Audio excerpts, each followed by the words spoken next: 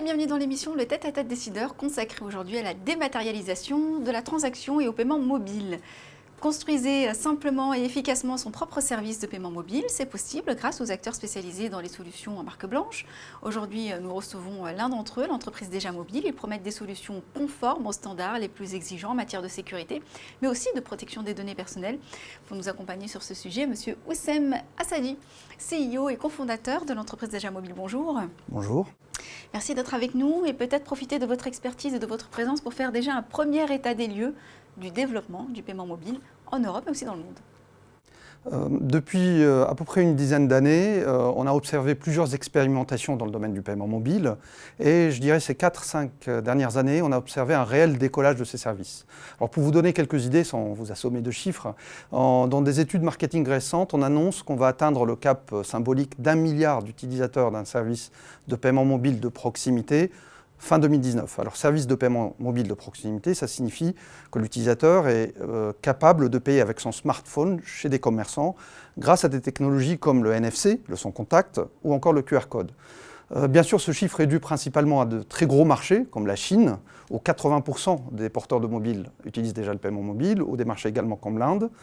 Mais on a aussi observé ces tendances en Europe ou aux États-Unis, par exemple, soit avec des services comme Apple Pay, GPay de Google ou Samsung Pay, ou également grâce à des services lancés par les banques elles-mêmes qui intègrent, grâce à la technologie NFC notamment, le paiement mobile dans leurs propres applications, comme aussi ici en France avec la marque Paylib. Alors aujourd'hui, vous proposez des solutions clés en main, des wallets en marque blanche. D'ailleurs, parmi vos clients, vous comptez deux belles références, Crédit Agricole, LCL, parmi tant d'autres. Finalement, pour quel type de service ils vous sollicitent précisément ? Nos clients, parmi lesquels figurent effectivement Crédit Agricole et LCL, deux grandes banques de détail, font appel à nous pour déployer leur stratégie de paiement mobile.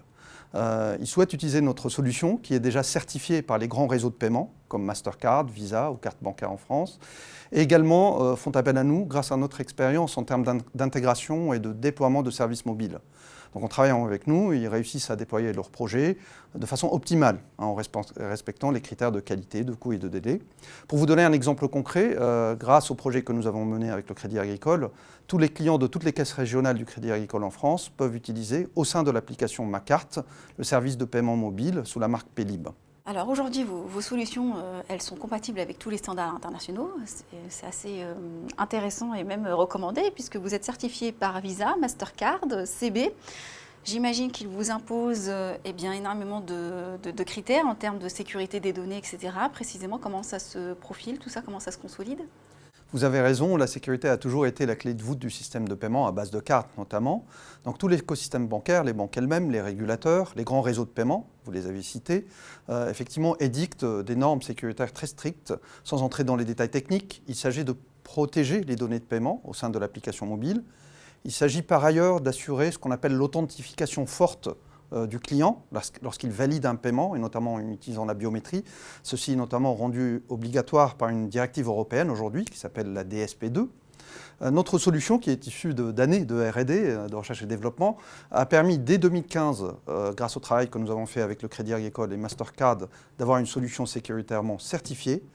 En plus, on l'a aussi fait certifier par d'autres réseaux de paiement comme Visa et CB. Et aujourd'hui, elle nous permet de déployer les services de paiement conformes aux standards bancaires, notamment au niveau de la sécurité, dans le monde entier. Alors précisément, on va rester avec la sécurité, puisque votre proposition de valeur aujourd'hui, c'est la tokenisation, qui permet de travailler de façon sécurisée, mais aussi de travailler sur plusieurs terminaux. On peut en savoir davantage ? Oui, tout à fait. La notion de tokenisation est vraiment centrale aujourd'hui dans le paiement mobile et plus généralement dans le paiement digital sur différents types de terminaux. Cette notion a été introduite par EMVCO, l'association qui réunit les réseaux de paiement à l'échelle mondiale.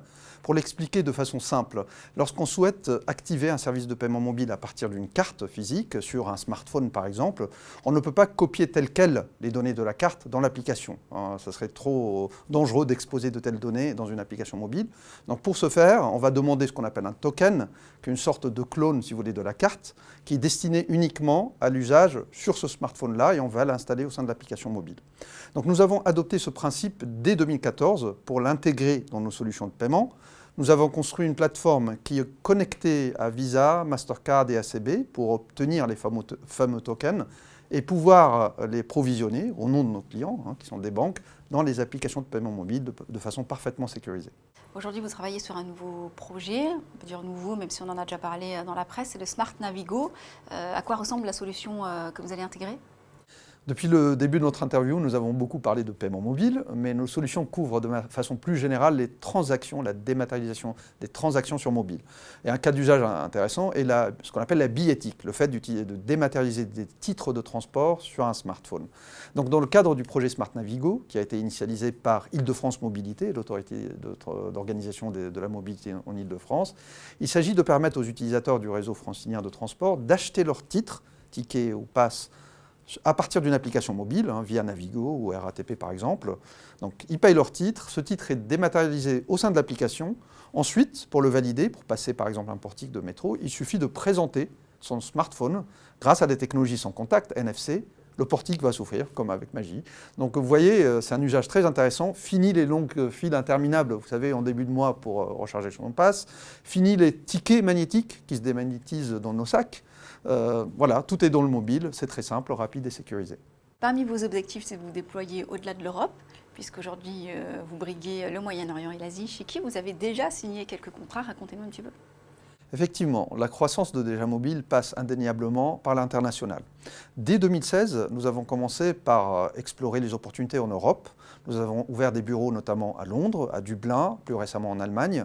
Et nous avons réussi à signer des contrats avec des clients au Royaume-Uni, en Irlande, en Islande et en Allemagne. Dans une deuxième phase qui a commencé en 2018, on est allé encore plus loin pour explorer des marchés, comme vous l'avez dit, au Moyen-Orient, en Asie centrale et tout début 2019, nous avons signé nos premiers contrats dans ces régions-là. Et d'ailleurs, nous avons, de manière logique, pris la décision d'installer un premier bureau en dehors d'Europe, dans la région du Golfe, afin de pouvoir servir nos clients dans cette région. Et de façon plus globale, nous sommes en train de construire un réseau de partenaires qui sont actifs dans le domaine du paiement, afin d'introduire plus facilement nos technologies, nos solutions, dans des géographies aussi lointaines que l'Asie ou l'Amérique latine demain. Merci infiniment pour votre intervention, mais aussi pour vos expertises. Merci à vous. Merci à vous de nous avoir suivis sur bfmbusiness.com. On se retrouve bientôt pour un prochain numéro, le Tête à Tête décideur.